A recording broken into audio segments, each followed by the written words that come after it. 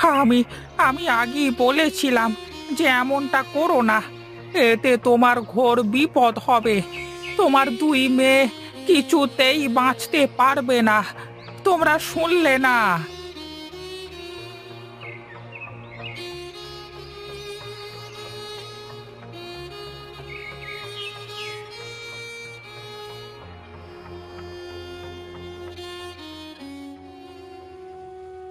কি কি হয়েছে?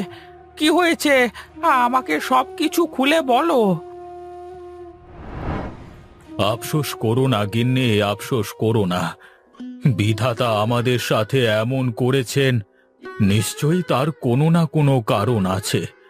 বিধাতা বিনা কারণে এই জগৎ সংসারে কোনো কিছুই করেন না।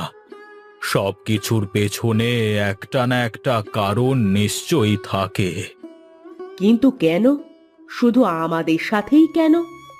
আমার তো মনে পড়ে না যে আমি কোনোদিন মানুষের কোনো ক্ষতি করেছি বা বড় কোনো পাপ করেছি, যে কারণে বিধাতা এত বড় শাস্তি আমাদের দিচ্ছেন। কে জানে, হয়তো আমাদের নিয়তিতে এটাই লেখা আছে। সব সময় যে মন্দ কাজ করলেই বিধাতা তার শাস্তি দেন এমন তো নয়। নিশ্চয়ই আমাদের সাথে ভালো কিছু হবে। তুমি ধৈর্য ধরো, ধৈর্য ধরো তুমি। তুমি তো সেই কবে থেকে একই কথা বলছো। আমি আর কোনো কথা শুনতে চাই না। তুমি আমার মেয়ে দুটোকে বাড়িতে আনার ব্যবস্থা করো। জেদ করো কেন?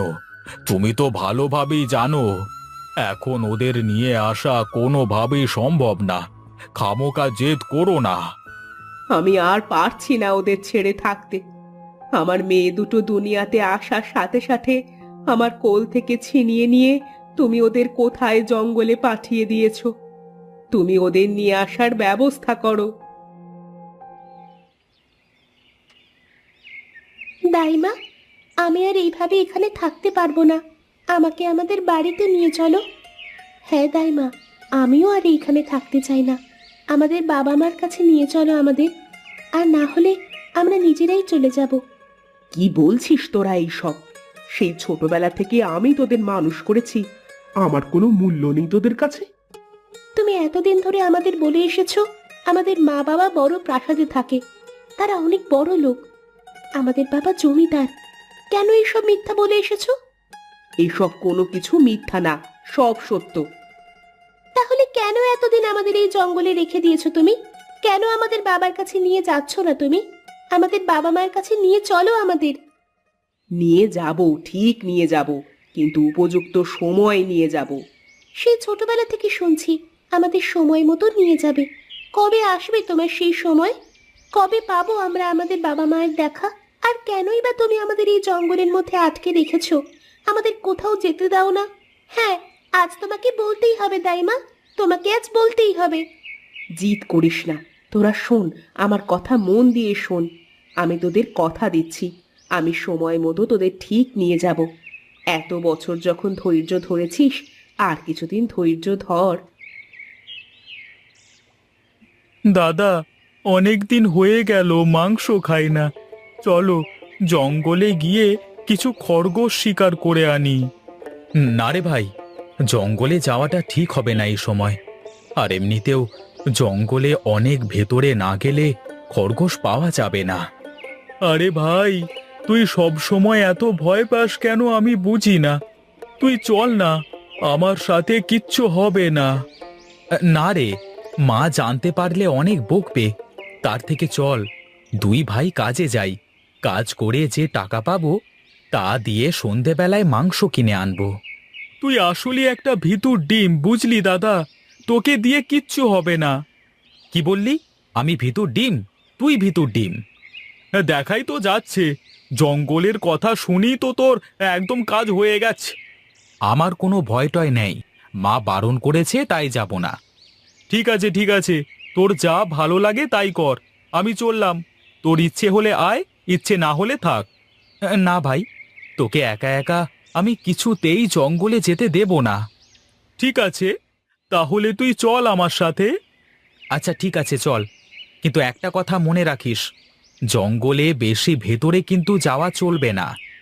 ঠিক আছে দাদা, এখন চল তো দেখি।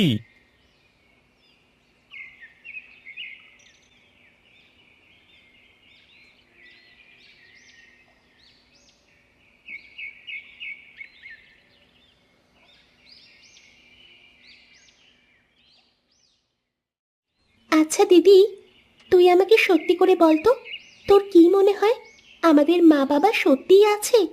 দাইমা যা বলে এগুলো কি সব সত্যি? আমি তা কি করে বলবো বোন বল? দাইমার কথা শুনে তো মনে হয় সবই সত্যি। তাহলে চল আমরা গিয়ে খুঁজে বের করি আমাদের মা বাবাকে। আমরা তো চিনি না, কোথায় থাকি কিছুই জানি না। এমনকি আমরা এটাও জানি না যে আমাদের দাইমা যা বলে সেটা সত্যি কিনা। দাইমা আমাদের কাছে মিথ্যা কথা কেন বলবেন? অবশ্যই এর পিছনে কোনো একটা রহস্য লুকিয়ে আছে। আমাদের সেই রহস্য খুঁজে বের করতে হবে। কিন্তু আমরা কোথা থেকে শুরু করব? কিভাবে এই রহস্যের সন্ধান বের করব? আমরা তো জঙ্গল থেকে বাইরে যাওয়ার রাস্তাটাও জানি না। এভাবে ঘরে বসে থাকলে কিছুই হবে না বোন। যা করার আমাদের করতে হবে। এখন চল জঙ্গলের মধ্যে যাই, কিছু না কিছু একটা উপায় নিশ্চয়ই বের হবে। আচ্ছা ঠিক আছে, চল।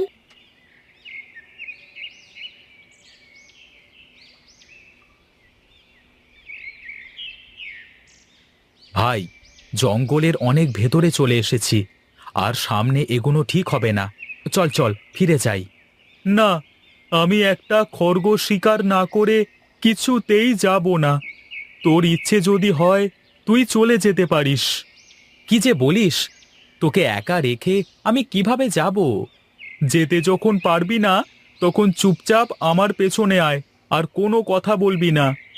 কিন্তু দাদা, চুপ চুপ, ওই ঝোপের পাশে কি যেন একটা নড়াচড়া করছে, মনে হচ্ছে খরগোশ। এই, তোমরা কারা? এখানে কি করছো? কে কে কে কে আরে, এই গহীন জঙ্গলে তোমরা দুজন মেয়ে কি করছো? আমরা এখানেই থাকবো, সামনেই আমাদের বাড়ি। আমি চারু, আর এটা আমার বোন লতা। ও, তার মানে তুমি আমাদের গ্রামের জমিদারের দুই মেয়ে চারু আর লতা। তুমি চিনো আমাদের বাবাদের? হ্যাঁ চিনি, তোমার বাবা আমাদের গ্রামের জমিদার। আমি আমার দাদির মুখে গল্প শুনেছিলাম যে তোমরা জঙ্গলে আছো, কিন্তু কোনোদিন বিশ্বাস করিনি। তুমি আমার মা বাবার কাছে নিয়ে চলো। না, আমরা তোমাদের নিয়ে যেতে পারবো না। তোমাদের 18 বছর পূর্ণ হওয়ার আগে পর্যন্ত তোমরা এই গ্রামে যেতে পারবে না। কিন্তু কেন যেতে পারবো না? গ্রামের লোকেরা বলে, তোমরা যখন তোমার মায়ের পেটে ছিলে তখন তোমরা এক মুনি বামুনের দ্বারা অভিশপ্ত হয়েছিলে, তাই তোমাদের 18 বছর বয়স হওয়া পর্যন্ত বনবাস দেওয়া হয়েছে। আমি বিশ্বাস করি না এসব। তুমি আমাদের নিয়ে চলো। আমি ওসব অভিশাপ টভিশাপে বিশ্বাস করি না, কিন্তু ধরো যদি তোমার কিছু হয়ে যায় তাহলে তো তোমার বাবা আমাদের শুলে চড়াবেন। তোমাদের কিছুই হবে না, এই আমি কথা দিলাম। আমাদের শুধু তোমরা নিয়ে চলো। আচ্ছা, আমি সব বুঝতে পেরেছি। এর একটা সমাধান আছে আমার কাছে। অনেক দূরে জঙ্গলের মধ্যে একটি বুড়ি বাস করে। সেই বুড়ির দুটি পেঁপে গাছ আছে, জাদুর পেঁপে গাছ। দুটি গাছের একটিতে সাদা পেঁপে আর একটি গাছে কালো পেঁপে ধরে।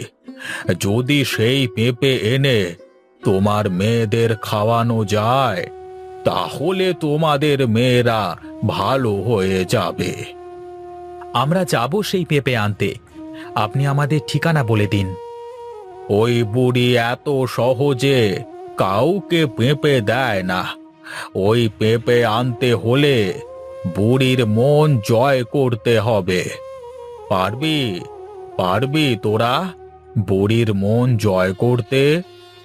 হ্যাঁ, আমরা পারবো। ঠিক আছে, তোরা যা। এই নে, এখানে বুড়ির বাড়ির নকশা আঁকা আছে। তোরা নকশা অনুসরণ করে বুড়ির বাড়িতে পৌঁছে যাবি। আচ্ছা ঠিক আছে, আমরা তাহলে চলি। আহা, আমার পেঁপে গাছের দিকে তাকালে মনটা যেন আমার জুড়িয়ে যায়। ও দাদিমা, দাদিমা, আমাদের একটু সাহায্য করো, আমরা অনেক বিপদে পড়েছি। কারা রে তোরা ছোকরা, এখানে কেন এসেছিস? কি চাই তোদের? তোমার গাছের দুটো পেঁপে আমাদের দেবে? আমাদের প্রিয় মানুষেরা আজকে মৃত্যু শয্যায়। তোমার গাছের পেঁপেই শুধু তাদের জীবন বাঁচাতে পারে।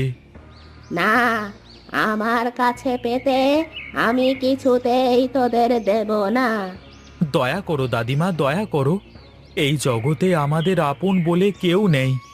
আমরা দুই ভাই দুটো মেয়েকে খুব পছন্দ করি। আমাদের সাহায্য করো, তাহলে ওদের প্রাণ বেঁচে যাবে। কি বললি? আমাকে দাদিমা বলে ডাকলি? আমার কোনো নাতি নাই, আমাকে দাদিমা বলে ডেকেছিস যখন আমার প্রাণটা একদম জুড়িয়ে গেছে। জাহাজ থেকে আসছে, তাদের যত খুশি তত খেতে নিয়ে যা। আমাদের তোমার গাছ লাগবে না, শুধু দুটো পেঁপে হলেই হবে। আচ্ছা, ঠিক আছে, তোরা পেঁপে নিয়ে যা।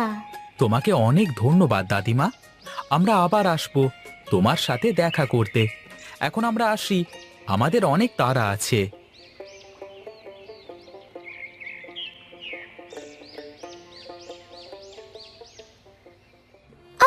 বাবা, মরে গেলাম, বাঁচাও! বাবা, মা, বাঁচাও আমাদের! যদি আর কিছু সময়ের মধ্যে ওই ছেলেরা পেঁপে নিয়ে না আসে, তাহলে তোমার মেয়েদের বাঁচানো যাবে না।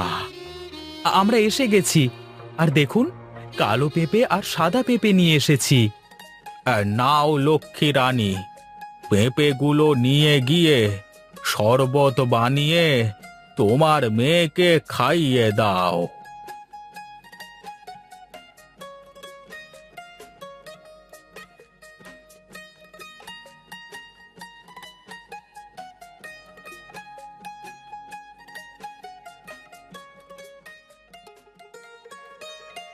আমরা অভিশাপ মুক্ত হয়ে গেছি মা। হ্যাঁ রে বোন, আমরা এখন অভিশাপ মুক্ত। এই সবই সম্ভব হয়েছে সুজয় আর ভোলার জন্য। আমি সুজয় আর ভোলার সাথে আমার দুই মেয়েকে বিয়ে দেব। কি রে মা, তোরা রাজি তো? আজ থেকে 12 বছর আগে আমি আমাদের মেয়েকে হারিয়েছিলাম, আর আজকে মেয়েদেরকে আবার ফেরত পেলাম, আর সেই সাথে জামাইও পেয়ে গেলাম।